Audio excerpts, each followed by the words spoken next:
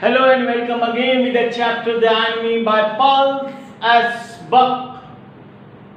Second section of this chapter, we are going to continue. As you all know, Sadao, a doctor, a Japanese doctor, facing with a prisoner who is totally wounded and came to the seashore where he was living, Sadao was living. They both thought of too much thing, and at last they were able to keep this person at their home. Now let's continue on page number 29. Go with your books too.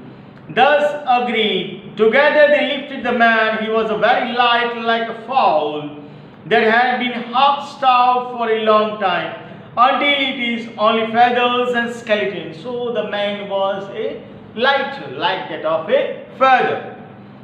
So his arms hanging, they carried him up the steps and into the side door of the house. This house opened into a passage, and down the passage they carried the man towards an empty bedroom. It had been the bedroom of Sadao's father, and since his death it has not been used. They laid the man on the deeply matted floor. Everything here had been Japanese to please the old man, who would never in his own house sit on a chair or sleep in a foreign bed. Hana went to the wall.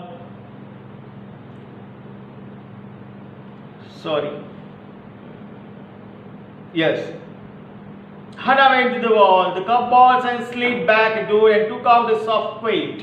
She hesitated. The quilt was covered with flowered silk, and the linens were pure white silk. Now they took him up to the bedroom of their father, where old men used to lie down. You know, in Japanese they are not too facilitated. Means according to science fiction they used to go. So the age limit of Japanese people is more. They obviously take yogurt daily in their meal from the morning till evening, and about 80 to 19 years of age,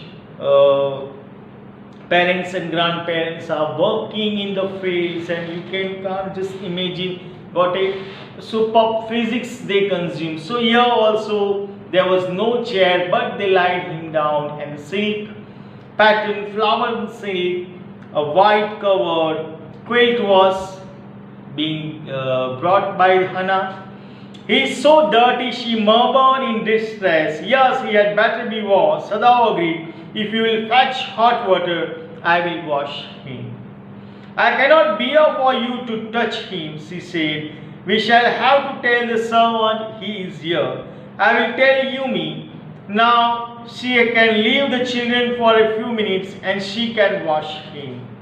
Sadao considered a moment. "Let it be so," he agreed. "You tell Yumi and I will tell the others." So Hana told, he is so bad, his clothes are so worn up and this all thing dirty.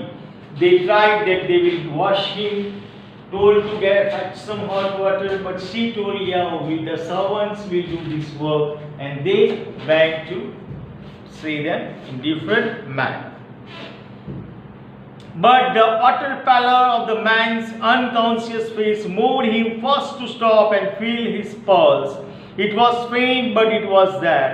He put his hand against the man's cold breast. The heart too was yet alive. But doctor, as he was going to move, he thought of the pulses and the heart, and it was in good condition. "He will die unless he is operated on," Sadao said, considering the question is whether he will not die anyway. Hana cried out in fear, "Don't try to save him. What if he should live? What if he should die?" Sadao replied. He stood gazing.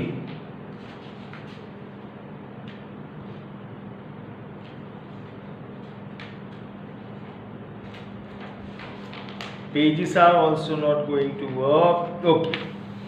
Down on the motionless man. "This man must have extraordinary vitality, or he would have been dead by now. But then he was very young, perhaps not yet 25.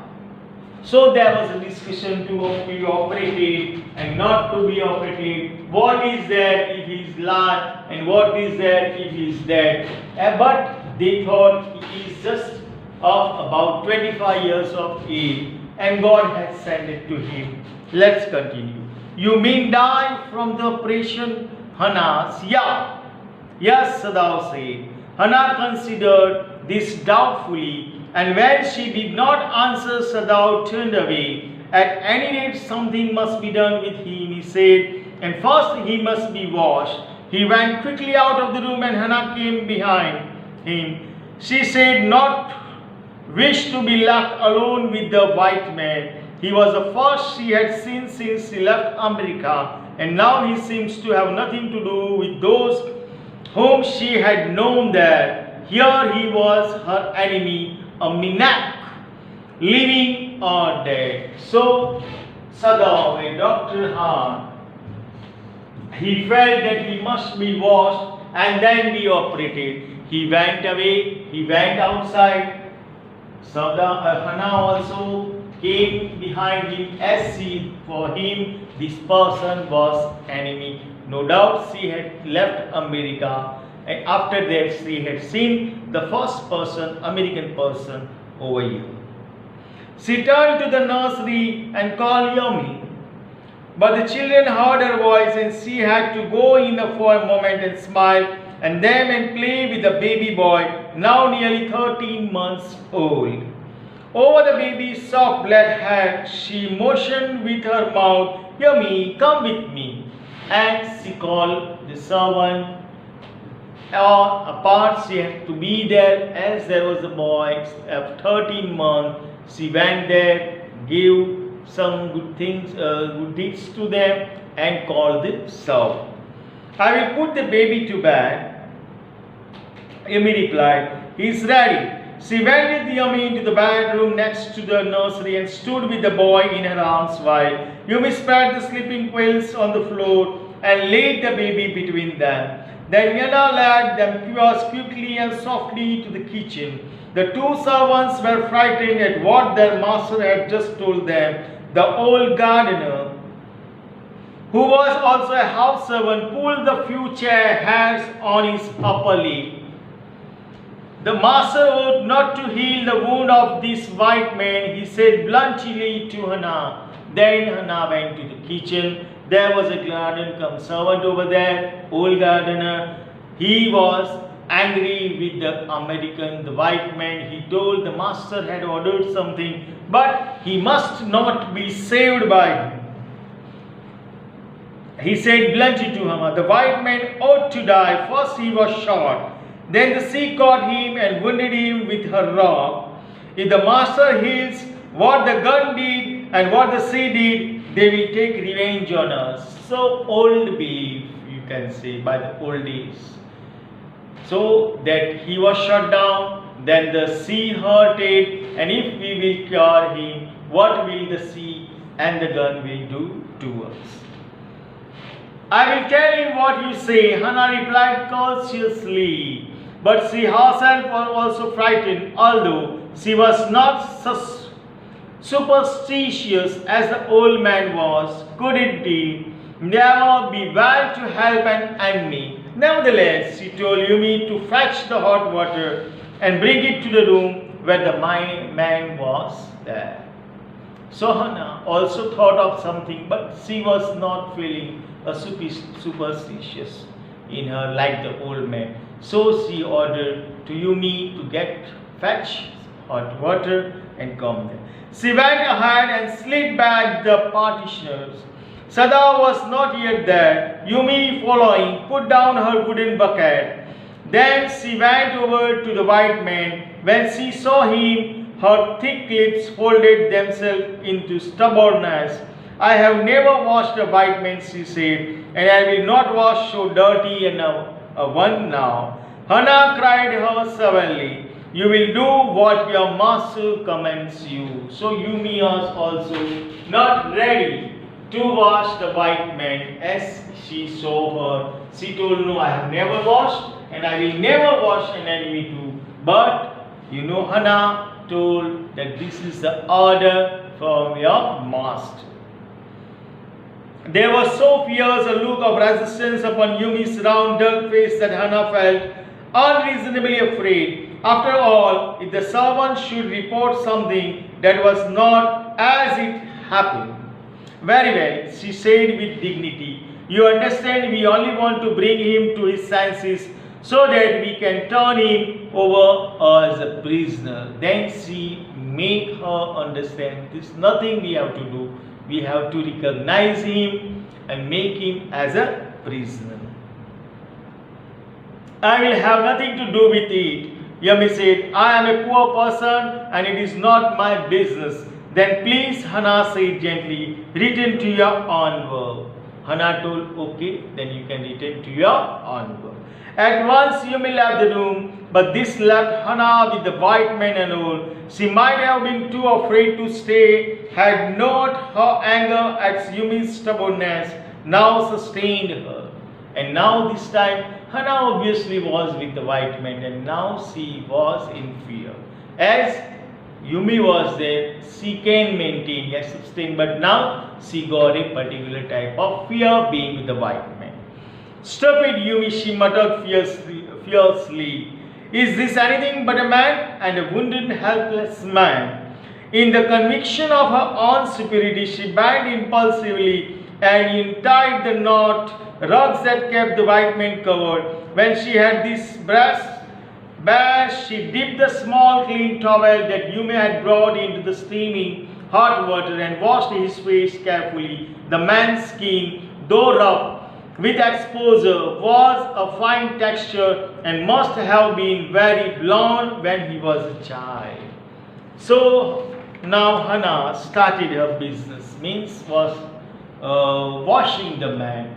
First of all, she washed his face, and it looks little bit good, as like that he must be a pleasant one at his childhood. While she was thinking these thoughts, though not really liking the man better now that he was no longer a child, she kept on washing him until his upper body was quite clean. But she dared not to turn him over. Where was Sadao? Now her anger was ebbing, and she was anxious again, and she rose, wiping her hands on the wrong towel. Then, lest the man be chilled, she put the quiet over him. Sadao, she called softly. So while washing, she was thinking about the childhood of the person. Then she thought that let me go to hell. She started washing, but didn't turn him around. Upper part of his body was already washed by you can see. And now she was thinking about Sadhu, where she is, where is Sadhu. And she cried softly, where you are, called him. He had been about to come in when she called. His hand had been on the door, and now he opened it. She saw that he had brought his surgeon emergency bag and that he wore his surgeon's coat. You have decided to operate? She cried. Yes, he said shortly. He turned his back to her and unfolded a sterilized towel upon the floor of the tokonoma. Tokonoma, a nicer or an alcove in a Japanese home for displaying a flower arrangement, kakemono, or other place of a particular type of art it is. And put his instruments out upon it. Fetch towels, he said. She went obediently, but how anxious now, to the linen shelves and took out the towels. There ought also to be old pieces of matting so that the blood would not ruin the fine floor covering.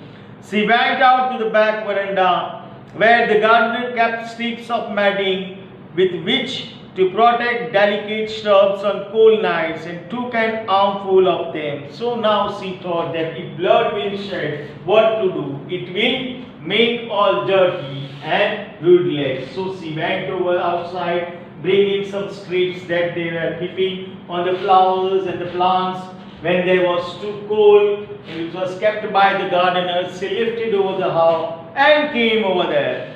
"Oh, the match," she cried. "Yes, it is ruined." Sadao replied, as though he did not care. "Help me to turn him," he commanded her. She obeyed him without a word, and he began to wash the man's back carefully. Yummy would not wash him.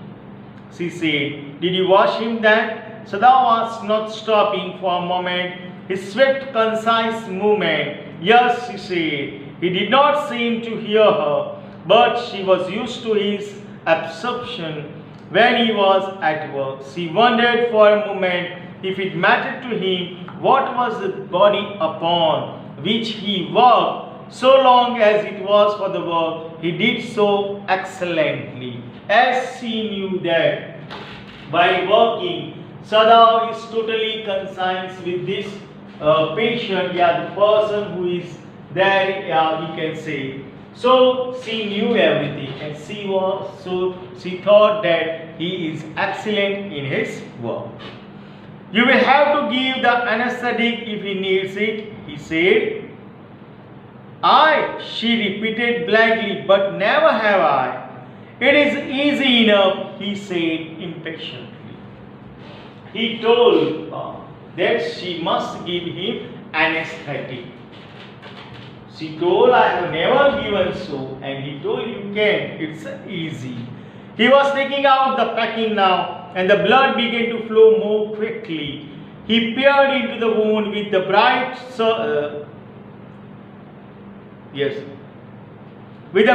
surgeon's light fastened on his forehead. "The bullet is still there," he said with cool interest. "Now I wonder how deep this rock wound is. If it is not too deep, it may be that I can get the bullet, but the bleeding is not superficial. He has lost much blood." So he was doing his surgery to the patient, and the bullet was too much depth in it. Apart from that, he told, "If possible, I will take out the bullet from his shoulder," but the blood was shedding to and fro. So what happened further? At this moment, Hannah shocked. He looked up and saw her face the color of sulfur. "Don't faint," he said sharply. He did not put down his exploring instrument. "If I stop now, the man will surely die." She clapped her hands to her mouth and leaped up and ran out of the room. Outside in the garden, he heard her retching, but he went on with his work. She saw sulfur within these, and Sadao, he told that anyhow I will operate. If I want, he will die. She became angry, went over from here, went to the garden, clapping her hand and making some mouth. It will be better for her to empty her stomach, he thought. He had forgotten that, of course, she had never seen an operation, but her distress and his inability to go to her at once made him impatient and irritable with this man who lay like dead under his knife. So she was there. After seeing lots of blood, she ran away with anger, and she was just vomiting. He told that it's needed that her stomach might empty, because she had never seen any person to be operated and with a surgical knife and this all. This man, he thought, there is no reason under heaven why he shouted loud. Unconsciously, this thought made him breathless, and he proceeded swiftly.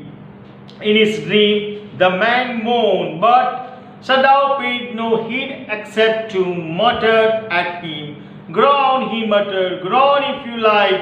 I am not doing this for my own pleasure. In fact, I do not know why I am doing it." And during this surgery, the man was crying, making some typical type of noise. He told, "Be patient, as I am not doing for me, I am doing for you, and why I am doing this thing." "Groan," he muttered, "groan." The doctor opened, and there was Hannah again. "Where is the anesthetic?" she asked in a clear voice. Sadao motioned with his chin. It is as well that you came back, he said. This fellow is beginning to stray. She had the bottle and some cotton in her hand. But how shall I do it, she asked. Simply saturate the cotton and hold it near his nostril. Sadao replied without delaying for one moment. The intricate details of his work, when he breathes badly, move it away a little. Now again came Hannah. She told, okay, where is the anesthetic? You know, chloroform was used at that time. Yet, till 1 decade it was used. Nowadays, the anesthetic they used to inject in our spinal cord to make us unconscious. But further, chloroform was used in a certain extent, and they were kept near nostril. So till today also, our parents, our grandfather and grandmother used to say in Gujarati that they had smelled out the bottle to the patient, those who are to be operated. So he told Anna to do so, that take a cotton, take the chloroform, make it near to the nostril, and when he breathes deeply, just release it and he will be unconscious.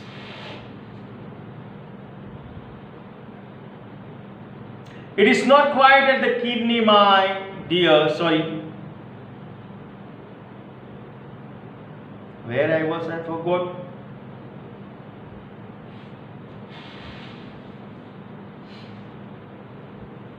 Yes. She had the bottle and some cotton in her hand. But how shall I do it? She asked. Simply saturate the cotton and hold it near its nostril. Sadao replied without delaying. For one moment, the intricate details of his work, when he breathes badly, move it away a little. She crouched close to the sleeping face of the young American. It was a piteously thin face, she thought, and the lips were twisted. The man was suffering, whether he knew it or not. Watching him, she wondered if the stories they heard sometimes of the suffering of prisoners were true. They came little flickers of rumors, today by word or mouth, and always contradicted. In the newspaper, the reports were always that whether the Japanese armies, when the people received them gladly, with cries of joy at their liberations. But sometimes he remembered such men as General Takima, who at home beat his wife cruelly, though no one mentioned it now that he had fought so victorious a battle in Manchuria. If a man like that could be so cruel to women in his power, would he not be cruel to one like this, for instance? So she, now doing her work, was trying to remember what was the situation of prisoners, how the prisoners, war prisoners, those who are released, how happily they cheer. Again she go through the general. There no doubt he was a person, but he was cruel to his wife. So how cruel he will be to the prisoners, as he has won the Manchuria's battle. So she was thinking about the prisoners and the person lying down over there. She hoped anxiously that this young man had not been tortured. It was at this moment that she observed deep red scars on his neck, just under the ear. Those scars, she murmured, lifting her eyes to Sadao, but he did not answer. At this moment, he felt the tip of his instrument strike against something hard, dangerously near the kidney. So she was just gazing over that person, and she got some marks nearby her neck. She tried to get attention of Sadao, but Sadao was doing his work, and he could get something hard he could feel nearby the kidney of the person. All thought left him. He felt only the purest pleasure.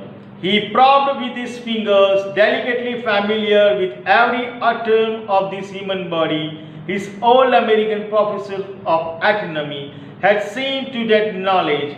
Ignorance of the human body is a surgeon's cardinal sign.